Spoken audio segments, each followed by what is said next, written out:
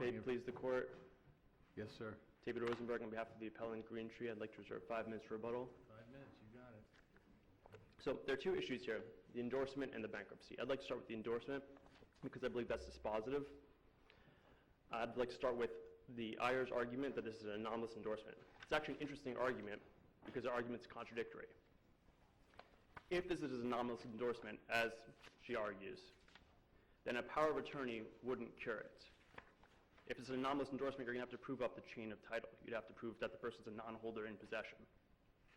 So below, and even on appeal, an anomalous endorsement is an argument made for the first time on appeal by Eyer.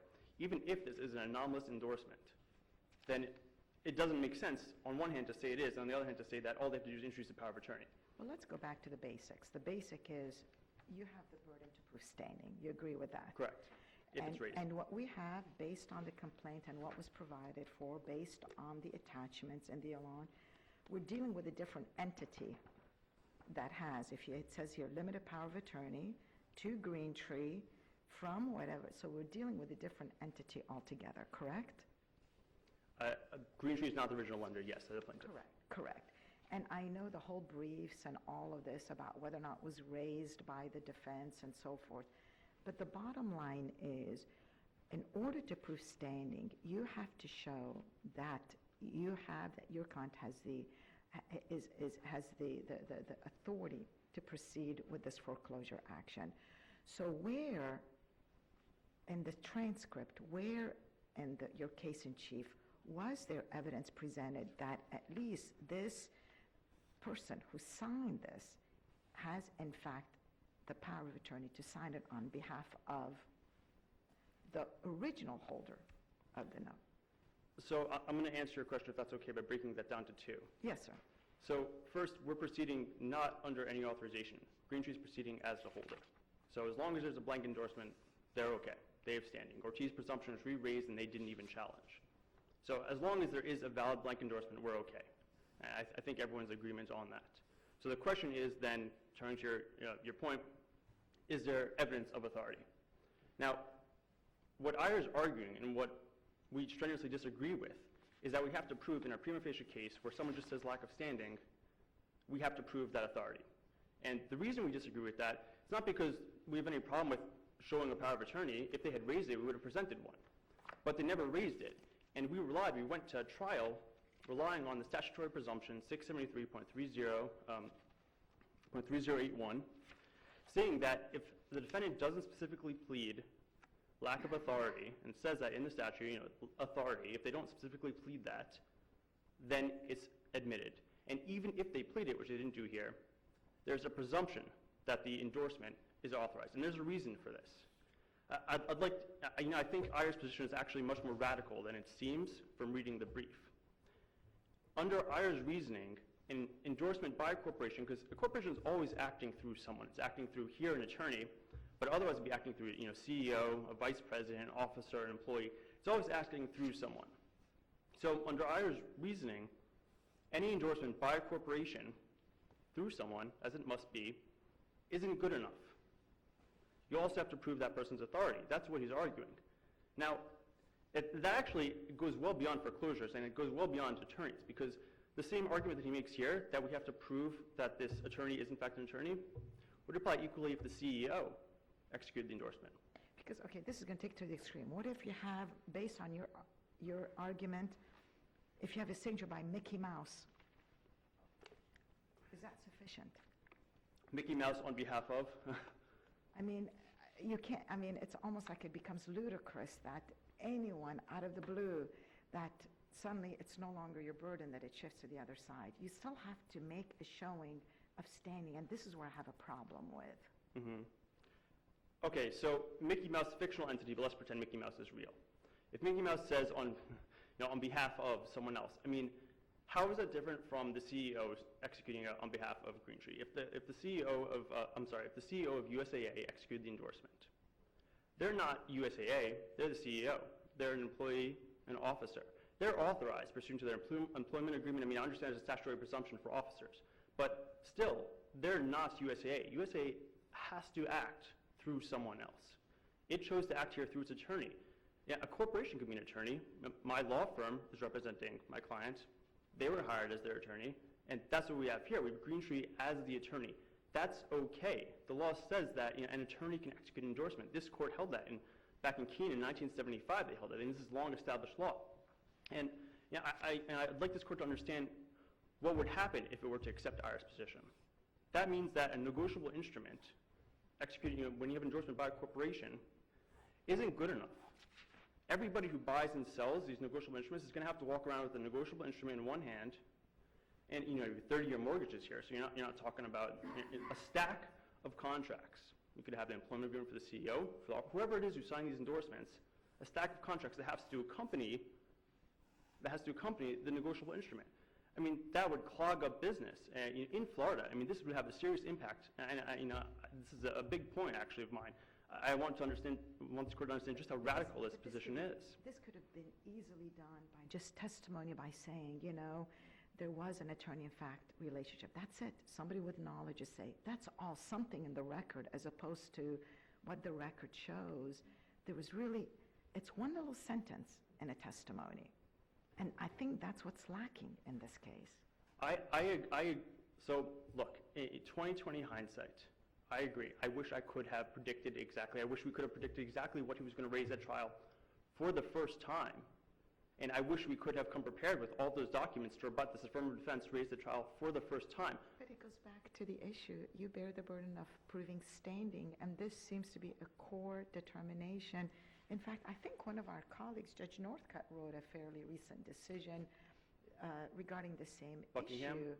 And I believe I think that was the case, that you still bear the burden to show by testimony that you have to have evidence regarding this relationship, this attorney-in-fact relationship. And you can't just simply, oh no, we have a signature, we're done. No case in Florida, and I say this unequivocally, no case in Florida right now holds that. Buckingham does not hold that. Buckingham and all the cases that I are citing, none of them hold that you have to show a power of attorney with your negotiable instrument. That would be a new law that this court would be making. Buckingham has to do with a merger. And the second corporation is not saying that they are authorized to sign the endorsement. They're saying that they have standing because of the merger. So there are two issues here. One is standing, and the second is the validity of the endorsement. And I think that's where the issues are getting confused, Your Honor, if I may. Yes. If the endorsement's authentic and authorized, I think we would all agree that Greentree is standing, if the endorsement's valid. So the question is whether the endorsement's valid. Now, that was never raised as an affirmative defense, and I'll get to that again, and I'm going to come back to that in a second. I think it's critical that this court look at the statute. He's claiming that he doesn't have to, right? That's part of the burden. And you're saying, no, you get a statutory presumption because it's not an affirmative defense. So there should be a black and white answer to that. I think there is a black and white answer. I think that he has to specifically plead it. And I would ask this court to refer to Bennett from the 4th DCA, where you have an individual, Ms. Cassot, signing on behalf of the original lender, signing the endorsement, and the court found that was valid. I mean, it's presumptively valid. The statute is made for situations like this, where you have someone acting on behalf of a corporation, which corporations must act through people.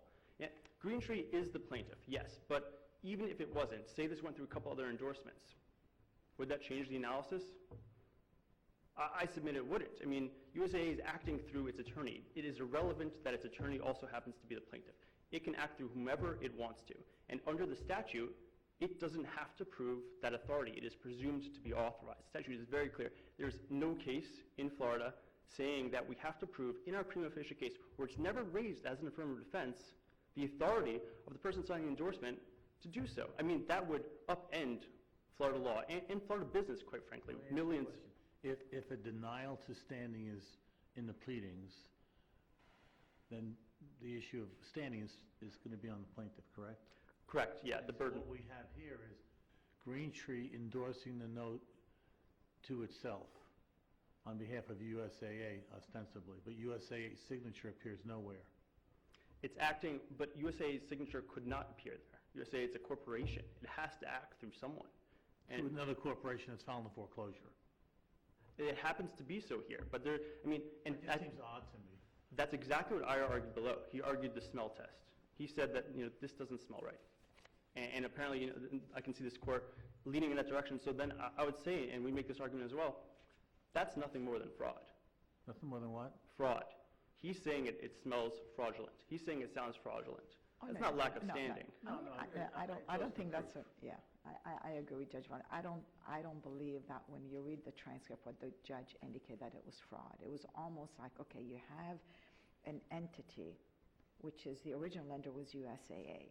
And so the question becomes, as to Greentree standing to foreclose, was basically, when you think about predicate on the endorsement of USAA. So we don't have USAA executing this endorsement. What we have, Greentree.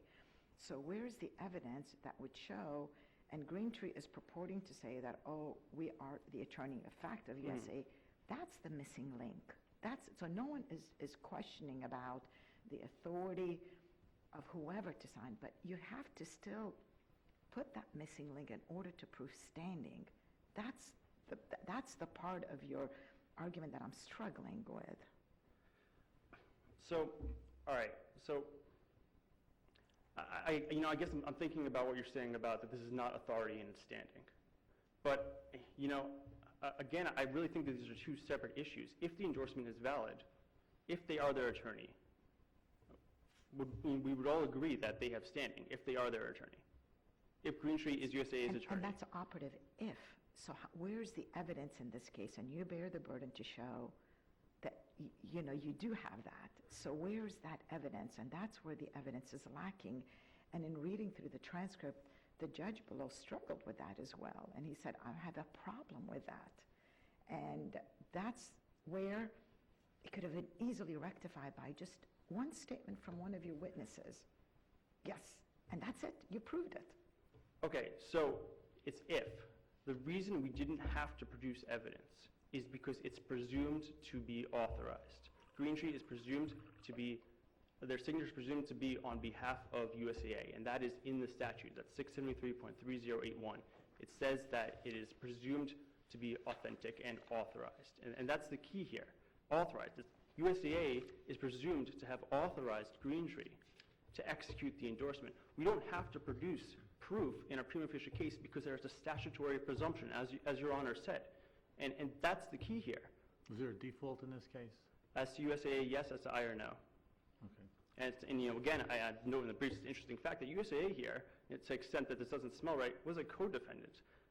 And because of a junior lien. At no point did they raise their hand and say, I didn't authorize it. So at the very least, we have apparent authority or ratification. I mean, USAA was actually named through, fluke in this case. And never once did they stand up and say, oh, I never authorized Greentree to do this.